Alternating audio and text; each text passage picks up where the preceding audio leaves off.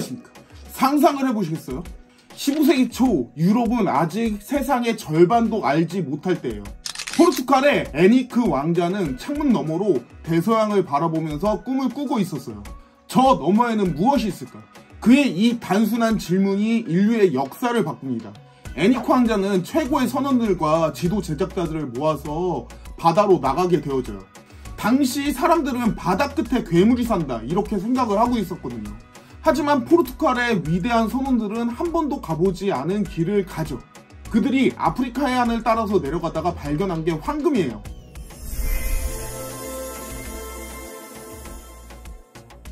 (1470년대에) 포르투갈의 항해사들이 아프리카를 따라서 내려가다가 믿을 수 없는 광경을 목격했어요. 현지인들이 강에서 금을 채취하고 있었고요. 시장에서 금을 거래하는 모습이었죠. 그들이 리스본으로 처음 가져온 금은 포르투갈 왕정을 흥분시키기에 충분했어요. 우리가 발견한 황금의 땅에서 강물조차도 황금빛으로 흐른다. 선원들의 이야기는 곧 전설이 되어졌고요. 포르투갈은 금을 더 많이 가져오기 위해서 대규모의 작전을 실행했어요. 상상해보세요.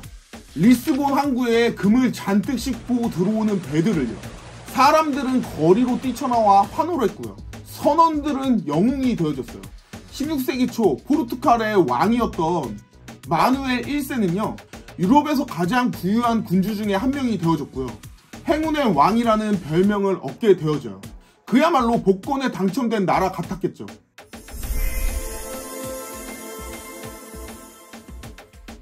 갑자기 금이라니요. 근데 금이 들어오자 포르투갈은 뭐를 했을까요? 당연히 과시하기 시작을 했어요. 마누엘 왕은 벨렘 탑가요. 제로니모스 수도원 같은 화려한 그런 건물들을 짓기 시작해요. 이 건축물들은요 오늘날까지도 리스본의 랜드마크로 남아있어요. 우리나라는 세계에서 가장 부유한 나라다. 모두가 보게 해라. 왕실의 명령으로요. 황금으로 장식된 예술품, 보석, 이국적인 옷, 그리고 향신료 등이요. 유럽 전역에서 리스본으로 들어와요.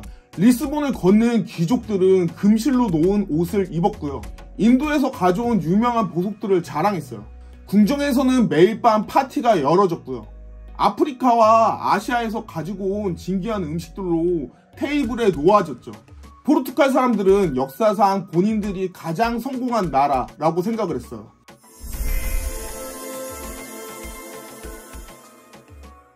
그런데 이 화려한 파티 이면에서 이상한 일이 벌어지고 있었어요. 농부들이 들판을 떠나고요. 장인들이 작업을 안 하기 시작을 했어요. 왜 그랬을까요? 한 젊은 포르투갈 목수 이야기를 상상해 봅시다.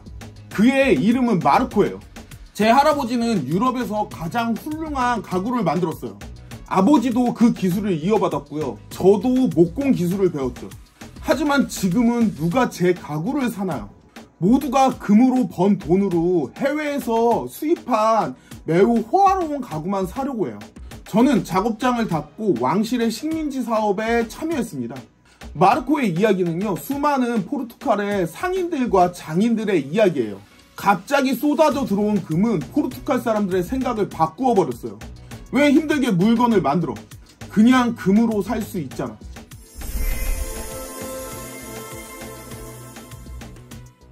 현재 경제학자들은 포르투갈에 무슨 일이 일어났는지 명확하게 알고 있어요. 그들은 이것을 자원의 저주 또는 네덜란드 병이라고 불러요. 어떻게 작동을 했을까요? 첫 번째, 돈이 너무 많으면 생기는 일이 있어요. 포르투갈에 금이 넘쳐나니까 물가가 상승을 해요. 이거 요즘 우리랑 비슷하죠? 현대로 치면 한 나라에서 돈을 막 찍어내는 것과 비슷한 거예요. 빵 한 조각을 사려면 다른 유럽 국가에 2배나 3배의 돈을 줘야 돼요. 두 번째, 수출은 어려워지고 수입은 쉬워지고 있었어요. 포르투갈의 화폐 가치가 너무 높아지면서요. 포르투갈 상품들은 외국에서 너무 비싸게 팔려야 했어요. 반면 외국 상품은 포르투갈 사람들에게는 상대적으로 싸게 느껴졌죠. 이건 마치 요즘에 석유가 풍부한 나라에서요. 자국 상품은 수출하기가 어렵지만요. 수입은 쉬워지는 것과 똑같은 현상이죠. 세 번째, 인재가 유출이 됐어요. 포르투갈에서 가장 똑똑하고 재능 있는 젊은이들이 어디로 갔을까요? 그들은 대부분 제조업이나 농업 같은 그런 일자리 대신에요. 금과 관련된 무역이나요. 식민지 관리에 몰려갔어요. 상상해보세요. 유능한 청년 마리아가요. 가족의 직물 작업을 물려받는 대신에요. 아프리카 무역회사에 취업하는 모습을요. 왜 천을 짜면서 평생을 보내야 해? 무역회사는 일주일만 일해도 직물회사에서 1년 동안 일하는 돈을 벌 수가 있어.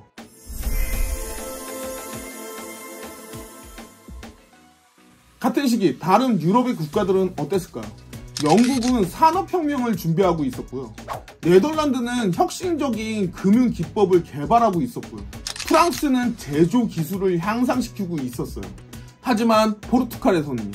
우리는 이미 부자인데 왜 그렇게 힘들게 일을 해야 돼? 이런 생각이 지배적이었죠. 포르투갈 귀족들은 혁신과 발전 대신에요. 현재의 부를 즐기는데 더 집중을 했어요. 여기서 재미있는 사실이 하나 있거든요. 16세기 포르투갈의 작가 가르시아 드 히생다가요. 이렇게 기록을 해놨거든요. 우리나라에서는 아무도 일을 하고 싶어 하지 않고 모두가 금을 이용한 부자가 되고 싶어 한다. 오늘날의 경제학자가 아니라요. 당시의 사람들이 이미 문제를 간파하고 있었던 거죠.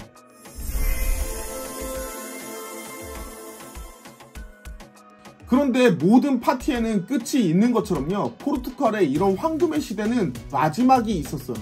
영원할 수 없었죠. 17세기에 들어오면서부터요. 아프리카에서 황금이 들어오는 게 줄기 시작을 했어요. 게다가 네덜란드랑 영국 같은 다른 유럽의 강대국들이 포르투갈의 무역 항로를 위협했어요. 거기에다 최악의 일이 발생을 합니다. 1580년 스페인이 포르투갈을 합병해 버린 거예요. 한때 세계를 지배했던 제국이 이웃나라의 합병이 되어진 거죠. 흡수된 거예요. 비록 60년 후인 1640년도에 독립을 했지만요. 포르투갈은 이미 유럽의 변방국으로 전락했어요.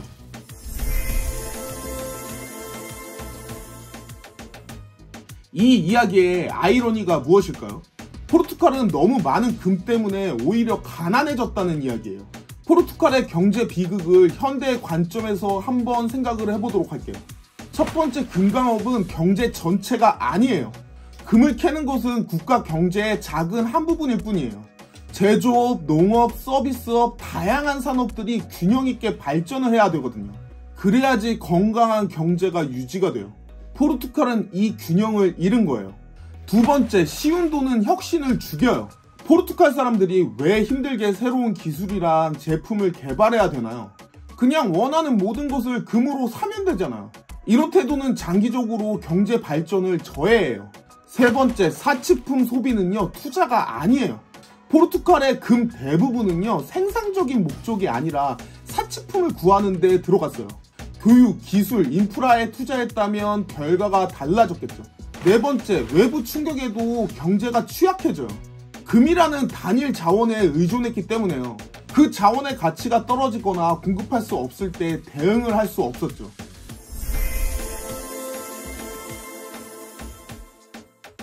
포르투갈 이야기는요, 500년이 지난 지금에도 여러 나라들한테 교훈을 주어줘요. 특히 석유, 천연가스, 다이아몬드 같이 천연 자원이 풍부한 나라들한테 경각심을 불러일으키죠. 이미 사우디아라비아는 석유에 대한 의존도를 줄이려고 하고 있어요. 비전 2030이라는 경제 다각화를 시도하고 있거든요. 그들도 역사에서 배운 거죠. 베네수엘라는 세계에서 최고의 석유 매장량을 보유하고 있지만요. 석유에 너무 의존한 나머지 경제가 붕괴되어졌어요. 이것이 현대판 자원의 저주라고 하는데요. 가장 비극적인 사례 중에 하나예요. 노르웨이는 반면에 석유 수입을 국부펀드에 저장을 했고요. 제조업과 기술 분야를 전반적으로 계속 발전을 시켰어요. 그래서 자원의 저주에서 벗어난 좋은 예가 되어졌죠.